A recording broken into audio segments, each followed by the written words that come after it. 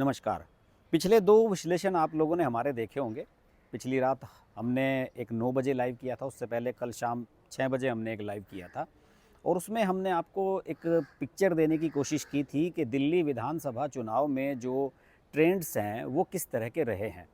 मतदान के दिवस का रुझान क्या रहा है। वैसे तो आप सब लोगों ने देखा और मैंने कल बताया भी था कि बहुत सारे ऐसे एग्जिट पोल्स हैं, लगभग आधा दर्जन के करीब एग्जिट पोल्स जिनके बारे में किसी ने सुना नहीं था आज तक, उनका भी मैंने देखा कि एग्जिट पोल कल आ गया। उन्होंने सोचा कि कुछ बड़े बड़े पोलस्टर हैं जो एक्सिस माई इंडिया है, सी वोटर हैं या और इस तरह की एजेंसीज़ हैं जो अब तक इस पर अपने एग्जिट पोल्स देती रही हैं। उन लोगों ने चूँकि इस बार एग्जिट पोल नहीं किए और कुछ ने कहा कि हम एक दिन लेट करेंगे, तो इसका फ़ायदा उठाकर बहुत सारे नई एजेंसियां मैदान में उतर आई और उनका जो एक निचोड़ अगर मैं कहूँ तो जो देखने में नज़र आया एग्जिट पोल्स का, वो ये नज़र आया कि बीजेपी की सरकार बन रही है। केवल 2 ऐसे एग्जिट पोल थे जिसने ये कहा कि साहब बीजेपी की सरकार नहीं, आम आदमी पार्टी की सरकार बन रही है। तो मेरा मानना ये है कि जो एक ब्रॉडर जो वे है जिसमें ये कह सकते हैं कि एक बड़े परिप्रेक्ष्य की अगर मैं बात करूं तो जो ज़्यादातर पोलस्टर हैं, जो ज़्यादातर एग्जिट पोल करने वाले हैं, उन सब लोगों ने अपना जो ट्रेंड दिया है वो यही दिया है कि बीजेपी की सरकार बन रही है। लेकिन अब एक जो चर्चा इस समय दिल्ली में सबसे ज़्यादा है वो ये है कि क्या भारतीय जनता पार्टी 50 का आंकड़ा पार कर रही है। आज हम प्रगति मैदान में आए हुए हैं और आपको पता ही है कि मेरी बुक लॉन्च है यहाँ पर, तो बहुत सारे लोगों से मुलाकात हुई। ऐसे लोगों से भी मुलाकात हुई जो राजनीति में दिलचस्पी रखते हैं लेकिन खुलकर सामने नहीं आते। मैंने उनसे कहा कि भाई आप कैमरे पे हमारे बोलिए, अगर आपका कोई प्रेडिक्शन है, अपना कोई ओपिनियन है तो उन्होंने कहा कि नहीं साहब, हम आपको फीडबैक दे सकते हैं जो हमें मिला हुआ है, उसके अलावा हम आपको कैमरे पर कुछ नहीं शेयर कर सकते। इनमें एक आईएएस अधिकारी मेरे से मिले और उन्होंने कहा कि कुछ इंटेलिजेंस के लोगों से उनकी बात हुई है दिल्ली में और उन इंटेलिजेंस के लोगों का ये कहना है कि अगर बीजेपी 50 सीटों के आसपास भी पहुंच जाती है तो कोई किसी को आश्चर्य नहीं होना चाहिए। मैंने कहा कि भाई क्यों आश्चर्य क्यों नहीं होना चाहिए। उन्होंने ये कहा कि आज की तारीख में एक तो सबसे बड़ी जो ओपिनियन इस समय दिल्ली में है वो ये है कि लगभग 1.5-2% मतदान पिछली बार से कम हुआ है। पिछली बार 62% हुआ था, इस बार 60% के आसपास हुआ है। तो इसकी सबसे बड़ी एक जो रीजन है वो शायद ये भी है कि मतदाताओं में इस बार मतदान को लेकर ज़्यादा उत्साह नहीं था। आम आदमी पार्टी खास तौर से जो मतदाताओं को घरों से निकाल निकाल कर लाया करती थी, उसके वोटर्स में भी उतना उत्साह देखने के लिए नहीं मिल रहा था। जो आम आदमी पार्टी के नेता हैं उनके प्रति जो एंटी इनकम्बेंसी कह सकते हैं, जिसे भ्रष्टाचार के आरोप उनके ऊपर लगे हुए हैं और वो जिस तरीके से अलग अलग मामलों में फंसे हुए हैं, जेल गए थे, इन सब चीज़ों की वजह से लोगों में एक उदासीनता है, वो जोश नहीं है जो 2013 में, फिर 2015 में और जो 2020 के विधानसभा चुनाव में देखने के लिए मिला था। तो उनका ये मानना है कि इस बार जो आम आदमी पार्टी का वोटर है उसने ज़्यादा एग्रेसिव होकर वोटिंग नहीं की और यही वजह है कि भारतीय जनता पार्टी ये मानकर चल रही है कि हमारी 50 से अधिक सीटें आ सकती हैं। कल रमेश बिधूड़ी ने तो बयान दिया था, जो आतिशी के सामने चुनाव लड़ रहे हैं कालकाजी सीट से, उन्होंने तो साफ तौर पर ये बयान दिया था कि जो एग्जिट पोल वाले हमें 40 सीटों के आसपास रुकवा रहे हैं, हम 40 सीटों पर नहीं रुकेंगे, हम आगे बढ़ने जा रहे हैं और 50 का भी आंकड़ा हम क्रॉस करेंगे। लेकिन क्या है कि पार्टी के जो नेता लोग होते हैं ये अपनी पार्टियों के आंकड़े तो बढ़ा चढ़ा कर बताएंगे ही।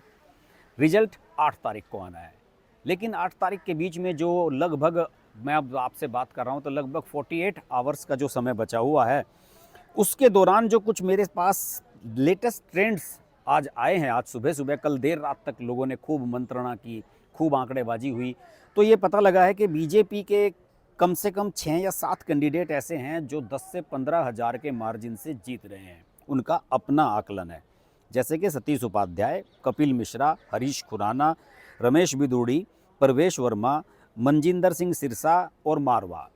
इन सब लोगों को लेकर चर्चाएं हैं कि इनका चुनाव बिल्कुल क्लीन है, इनके चुनाव में कोई दिक्कत नहीं है, चुनाव कहीं पर भी फंसता हुआ नज़र नहीं आ रहा है। और इसमें सबसे दिलचस्प नाम 2 आ गए दोस्तों, प्रवेश वर्मा और रमेश बिधूड़ी। रमेश बिधूड़ी मुख्यमंत्री आतिशी के सामने चुनाव लड़ रहे हैं और प्रवेश वर्मा पूर्व मुख्यमंत्री और आम आदमी पार्टी के सबसे बड़े नेता अरविंद केजरीवाल के सामने चुनाव लड़ रहे हैं। और मैं लगातार पहले दिन से ही लगभग 3 सप्ताह से आप लोगों को ये कहता रहा हूँ कि जो चुनाव है दिल्ली का, उसमें आम आदमी पार्टी के बड़े नेताओं के प्रति लोगों में बहुत ज़्यादा नाराज़गी है और इनके चुनाव हारने के मुझे आसार पहले दिन से ही नज़र आ रहे हैं। और अब तक ये जो आसार हैं ये बदले नहीं हैं, ये जो ट्रेंड है ये बदला नहीं है। जो नाराज़गी इनके प्रति लोगों में थी वो अभी भी नज़र आ रही है और जो एंटी इनकम्बेंसी आम आदमी पार्टी के खिलाफ थी वो शुरुआत के दौर के बजाय अंत के दौर में, जब चुनाव का प्रचार अंतिम दौर में पहुंचा, उस समय और ज़्यादा बढ़ गई। शुरुआत के दौर में तो लोग ये कह रहे थे कि बीजेपी और आम आदमी पार्टी के बारे में कि साहब इनके बीच में 50-50 है, किसी की भी सरकार बन सकती है, बीजेपी को एज नहीं दे रहे थे लोग। फिर उसके बाद जब एक सप्ताह तक चुनाव आगे बढ़ा तो उसके बाद लोगों ने कहा कि अब बीजेपी को एज हो गई है। आपको ध्यान होगा कि मैंने एक वीडियो में ये बताया था कि 36-34 का आंकड़ा बीजेपी के समर्थन में बन रहा है। और अब देखिए, आज जब हम आपसे बात कर रहे हैं मतदान के एक दिन बाद, तो अब लोग ये कह रहे हैं कि 50 के पास तक बीजेपी पहुंच सकती है। तो ये सब जो चीज़ें चेंज हुई हैं और जो आपने सोशल मीडिया पर भी देखा होगा, ऐसा नहीं है कि ये मेरी कोई निजी राय है, सोशल मीडिया पर भी देखा होगा, लोग इस पर खुलकर बात करते हुए नज़र आ रहे हैं, लोग झिझक नहीं रहे हैं।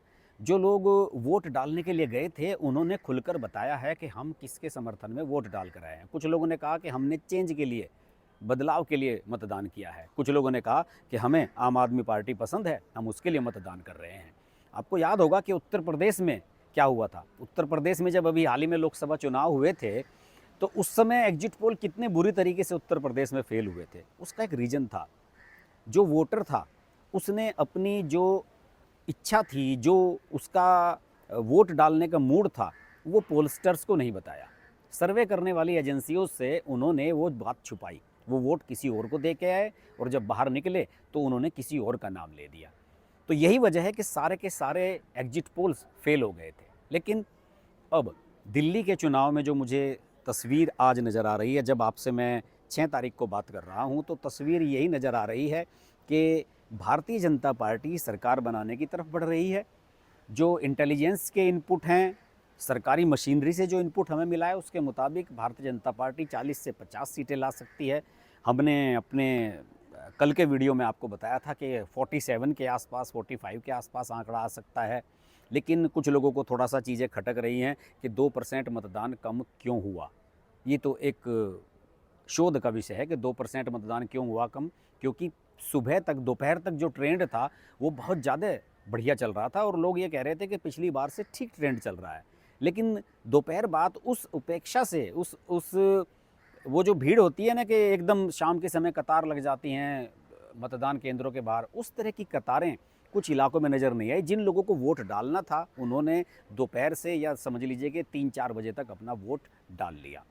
तो दिल्ली के बारे में आज मैं ये कह सकता हूँ कि सरकार बीजेपी की बन रही है, लेकिन बीजेपी 50 सीटें ला पाएगी, कितने प्रतिशत वोट हासिल कर पाएगी, इस पर किसी भी प्रकार की भविष्यवाणी करना खतरे से खाली नहीं होगा। तो देखते हैं क्या होता है, और जब रिजल्ट आएंगे उस दिन तो हम सारा दिन लाइव रहने ही वाले हैं। तो आज के लिए इतना ही। वीडियो अच्छा लगे तो लाइक कीजिए, शेयर कीजिए, चैनल को सब्सक्राइब कीजिए, नोटिफिकेशन का बेल आइकन प्रेस कीजिए और जुड़े रहिए हमारे साथ। नमस्कार।